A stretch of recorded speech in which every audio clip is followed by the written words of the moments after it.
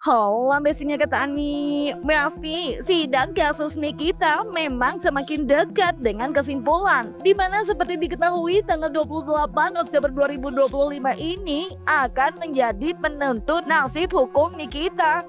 Apakah akan bebas atau justru mendapat vonis? Nah, mengetahui hal tersebut, Panda dalam video yang beredar di sosial media mengaku penasaran dengan outfit Nikita yang bakal dipakai saat vonis nanti. Gak cuma itu aja, Panda juga diduga bakal memparodikannya, Besti.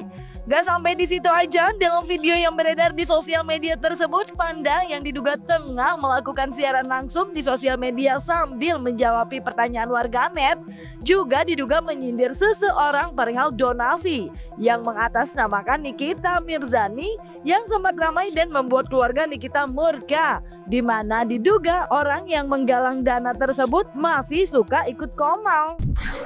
Kak Panda kok nggak pernah ikut koma lagi, Kak? Aku ikut koma tuh cuma 3 atau 4 kali ya. Dan nggak setiap malam, kayak bulannya sekali, bulan depan sekali. Aku sibuk sayang, sibuk ngebabu, sibuk live, sibuk ngebabu lah pokoknya. Paham lah, kerjaan babu banyak. Parodi kapan Kak? Pas vonis ya, parodi ya. Seru kali ya pas vonis. Aku mau lihat dia pakai baju apa pas vonis. Seru pas vonis. Oh, buat drama kau di situ ya. Nikita Mirzani nanti kakak yang akan memparodikan kau. Ya. Pokoknya pas vonis aku akan memparodikan Nikita Mirzani.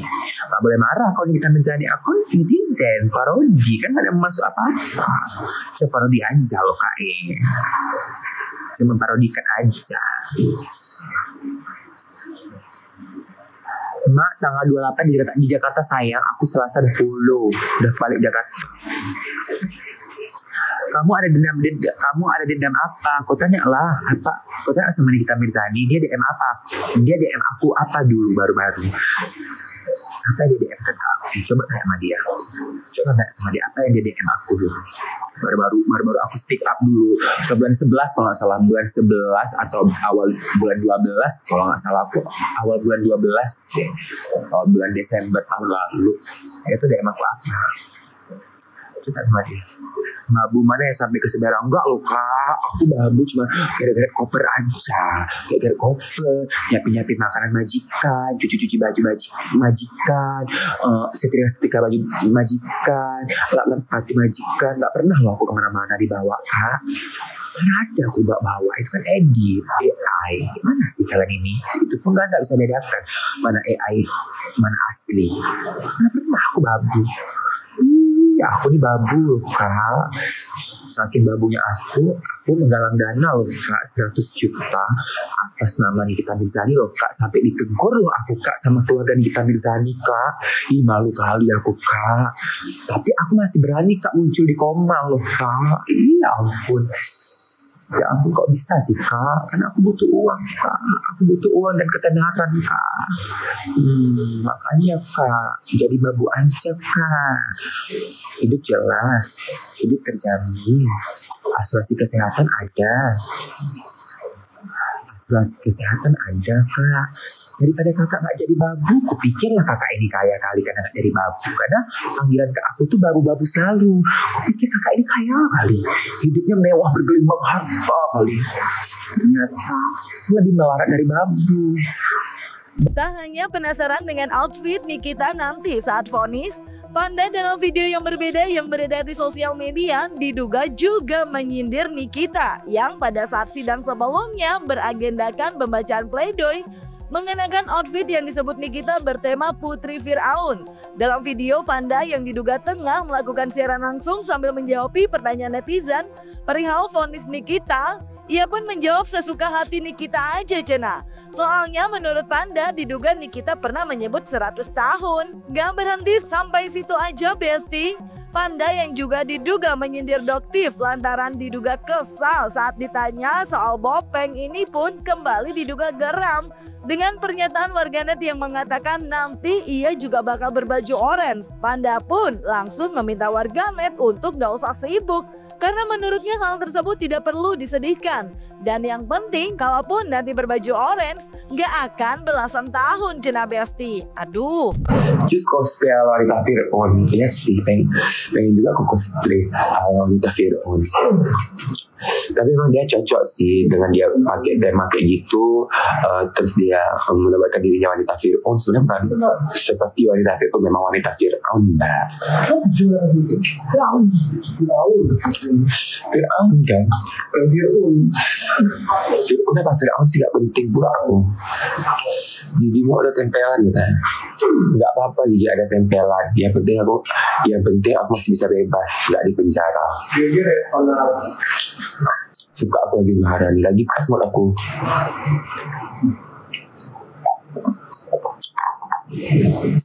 Bukan kok harus makan ini.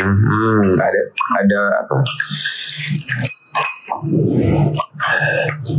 Wanita Fir'aun itu ahli surga. Ini baru dengar wanita Fir'aun itu ahli surga. Maulah tutorial biar masuk surga ke wanita Fir'aun. Jangan. Bukan wanita Fir'aun yang ahli surga istrinya. NM berapa tahun mas suka dia lah, kan dia pun tidak 100 tahun. Itu ini loh. Wanita Fir'aun, Mbak. Dia wanita menyebutkan istri. Iya lagi di badan baju oranye, ya udah kalau tidak aku pakai baju oranye ya udah tinggal pakai aja, nggak usah sedih say. Walaupun aku pakai baju oranye setidaknya aku nggak belasan tahun, nggak usah sibuk. Di sisi lain, bak serangan balik sidang Nikita baru-baru ini yang beragendakan replik JPU juga nggak kalah gong dengan sidang sebelumnya saat Nikita membacakan pledoinya Besti. Pada sidang replik yang digelar pada 20 Oktober 2025, JPU pun memberikan tanggapannya yang juga cukup banyak menyedot perhatian warganet. Salah satunya adalah perihal JPU yang diduga sempat menyebut Nikita dimanjakan oleh penasehat hukumnya. Di mana terkait hal tersebut bukan cuma tentang pemanjaan yang dikatakan JPU jadi sorotan, tapi juga ekspresi Nikita dan kuasa hukumnya yang tersorot warganet cukup ramai di sosial media. Bahkan ada warganet yang mengisi video tersebut dengan audio tertawa. Selain itu, ada juga konten kreator netizen Cendol yang menanggapi terkait pemanjaan terhadap Nikita. Juga telah diberikan hak dan kesempatan yang sangat luas, bahkan sangat dimanjakan untuk menghadirkan saksi dan ahli yang diinginkan dan bisa meringankan atau cacat. Sehingga persidangan sampai ditunda beberapa kali menjadi faktor untuk memenuhi keinginan terdakwa dan tadi dari penasihat hukumnya. Demikian juga dalam persidangan menjadi faktor tentang memenuhi hak terdakwa Nikita Mirzani sebagai terdakwa dan sama sekali tidak pernah mengabaikan haknya, termasuk memberikan kesempatan yang luasnya kepada terdakwa untuk langsung bertanya sendiri kepada melalui penasihat hukumnya juga telah diberikan hak dan kesempatan yang sangat luas, bahkan sangat dimanjakan untuk menghadirkan saksi dan ahli yang diinginkannya dan bisa meringankan atau cacat. JPU Duta 4 Sehat 5 Sempurna hari ini curhat di ruang sidang Nikita Mirzani pada tanggal 20 Oktober 2025. Katanya majelis hakim itu terlalu memanjakan Nikita Mirzani dan penasehat hukumnya dengan memberikan kesempatan yang seluas-luasnya ya untuk menghadirkan segudang alat bukti, saksi-saksi ahli, saksi ada charge.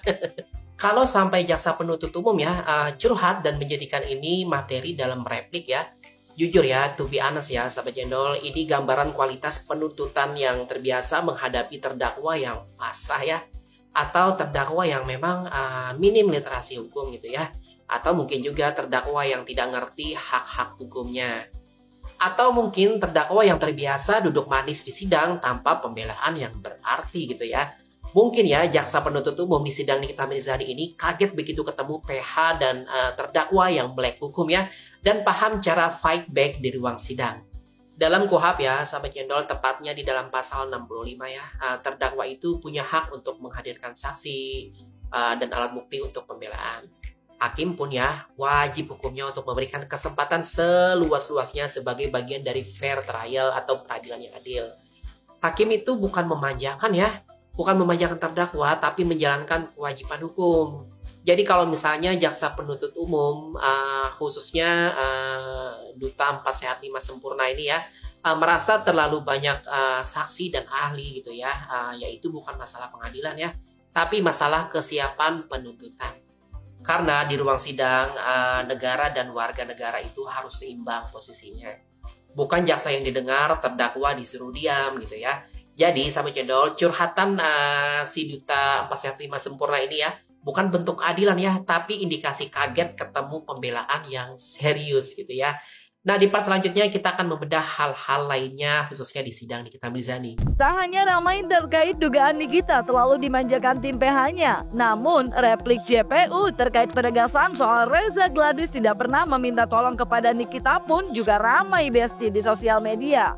Hingga ada warganet yang terlihat mengunggah video statement JPU terkait hal tersebut, namun sambil ditambahi video audio dugaan rekaman suara mirip Reza Gladys dan suara mirip Mail, di mana dalam dugaan rekaman suara tersebut diduga suara mirip Reza Gladys menyebut tolong kepada suara yang mirip sama Mail, seolah mengatakan atau diduga warganet tersebut ingin membantah statement JPU tersebut. Selain itu, kejelian dan perhatian warganet terhadap kasus Nikita memang masih terus menyala besti. Video Nikita yang diduga tidur saat JPU membacakan repliknya pun ramai di sosial media, termasuk perihal JPU yang dalam repliknya meminta PH Nikita untuk membaca lagi. Nah, gimana ya tanggapan Nikita dan kuasa hukumnya? Kami penuntut umum akan menyadarkan terdakwa Nikita Mirzani melalui fakta persidangan bahwa saksi Reza Gladys tidak pernah meminta tolong kepada saksi Ismail untuk dipertemukan dengan terdakwa Nikita Mirzani. Di mana ya ilmunya biar dibantu di review gimana caranya gitu aku bingung. Oh iya itu gampang. Bisa ya Mel ya? Bisa dong, bisa. Itu nanti aku tinggal konfirmasi, aku bilang ke sini kita. Oh, ya udah kalau itu aman pokoknya. Melakukan kerjasama dengan terdakwa Nikita Mirzani.